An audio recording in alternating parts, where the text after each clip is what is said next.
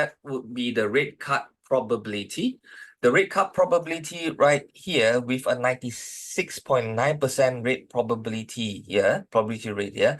The chances of a rate cut, right, for the coming FOMC meeting, I would say is extremely low. We have seen the probabilities for the last 2 years. Whenever we have something more of a 70%, right over here, we know that the chances of that happening is rather high. And furthermore, this is a 96.9%.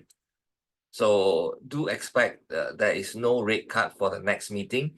But I think the more important thing is to focus right now on the next FOMC meeting, because earlier on there were how would I put it? There were news coming out saying that there's a probability that the market would be having its first rate cut in March, because currently the market is predicting that there will be 6 rate cuts, whereas the Fed has already announced that probably they are looking into 3, right?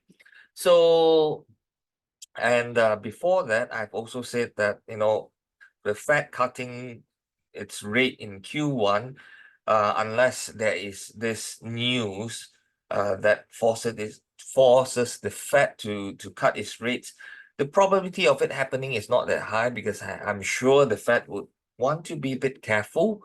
They are slow in raising the rates as well as slow in cutting the rates, okay, unless something extraordinary news happen. So it's best to look into the next one, and then next rate meeting, that would be the 20th of March. Now, currently there is a 52.3% chance that we would not see a rate cut. Okay. Now, what I want to highlight is not this 52.3 here, but this particular data right over here. Now, I want to show you one thing. The March meeting saw the probability of a rate cut drop, it was in the 72.8 percentile before, and that has dropped to 46.2% right over here. Okay, so if you want to add more, you just add this thing in. So it's actually 47.2% chance that we would not see a rate cut. Okay, we will not see a rate cut.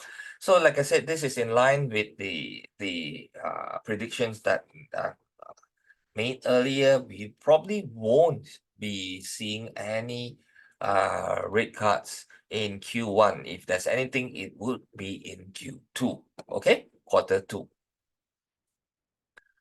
The next news I want to talk about right here, I think it's important for everyone to know and keep yourself abreast with the latest war developments in Gaza, is this particular news that appeared during the weekend. Okay, Iran exchanges military aid to enhances, so not exchanges, Iran enhances military aid to Houthis. Now, Iran has been escalating its provision of sophisticated weaponry to the Houthi rebels in Yemen, enhancing their capabilities to target merchant ships and disrupt global commerce.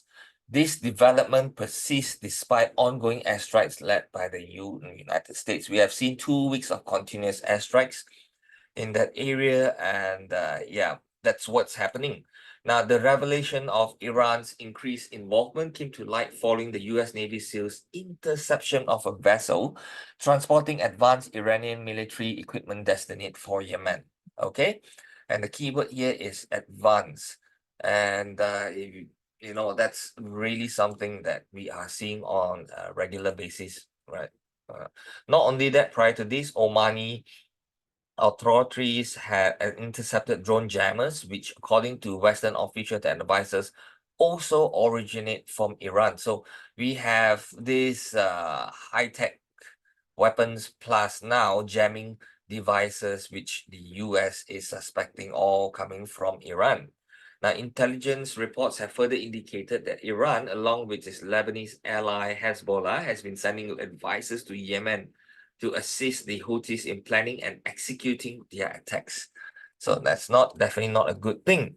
Additional intelligence suggests Iran's operational strategy involves using smugglers to transport weapons from Iran to Yemen and intermediaries to acquire spare parts through shell companies. Now, and then what happens next is engineers in Yemen and other regional countries are believed to be involved in assembling and operating the missiles and drones, okay, with support from shipping industry insiders, telling where the strategic information about the potential maritime targets targeting the Israeli goods that's supposed to send to Israel as well as the US. Okay, they are attacking those stuff. So despite all these allegations, right, Iran continues to deny any involvement in the Houthi operations, asserting that the group's actions are motivated by their opposition to the ongoing war in Gaza. Okay, so I said, nope, nothing to do with us. That's all, as simple as that. So this looks like Iran's strategy it appears calculated, right? They want to exert pressure on the Israel and US without risking direct retaliation. They always say that no, it's not us, it's not us, it's not us. They never explain anything. So that's what we are seeing at the current moment, right? So other than that, however, I think Israel, as Israel military campaigns in Gaza extend into its fourth month, concerns about regional escalation are mounting, and I've said many times already, this is the true concern. Okay, regional escalation mounting. We don't want to see this. The conflicts has seen various nations and armed groups engage in hostilities within their territories and shared waters, accompanied by an increased US military presence in the region. So if they were to continue this, definitely not good at all. Okay, so in summary, without a ceasefire in Gaza, the situation is likely to deteriorate further, becoming increasingly complex and volatile as the time progresses. So, like it or not, based on history, there will only one person can call it, or one country, and that's the US. So unless US says stop, I think this is going to continue. But the point is that if this continues, you can't you can't escape the fact that there is a potential war, and this war can escalate into something really serious. We're talking about possibilities of the whole Middle East in having issues like that. So yesterday we had a drone attack in Jordan, and quite a number of US personnel either died or is critical. And the US has promised that they are going to retaliate. Now, things are like this. Even though Iran is saying that they have nothing to do with this, the US can play the same game. They can just go and attack Iran and just say, no, it's not from us. What can you prove? But like it or not, there are ways to know where all this weaponry is coming from, and that's why I said it is a huge risk going forward if this thing don't end.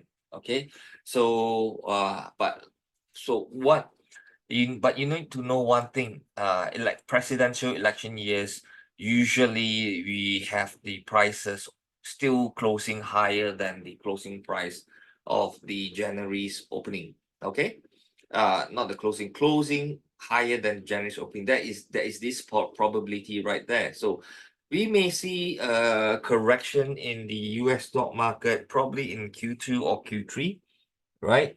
Or even Q1, right, over here.